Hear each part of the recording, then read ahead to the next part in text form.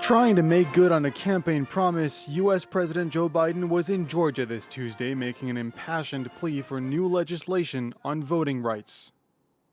Today, I'm making it clear, to protect our democracy, I support changing the Senate rules, whichever way they need to be changed to prevent a minority of senators from blocking action on voting rights.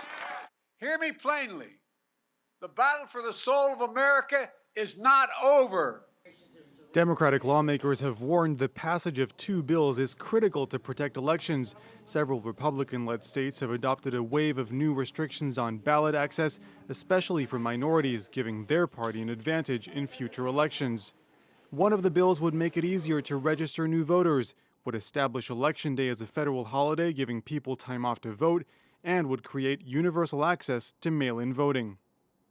But unlike in the House of Representatives, the Senate requires a 60-vote majority to end debate on a bill and to move on to voting. The ability to block that vote from happening is called the filibuster rule.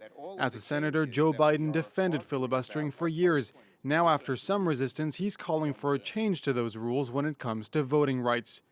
But both parties have used and ardently defended the technique in the past, something Republicans have put emphasis on in recent days.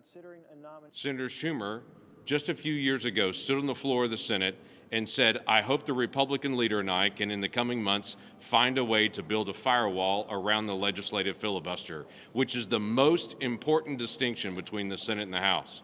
I agree with that, Senator Schumer. Legal experts argue that lifting the filibuster for voting rights could create a dangerous precedent, opening the floodgates to lifting it on a range of other issues and ending the possibility of bipartisanship in the Senate.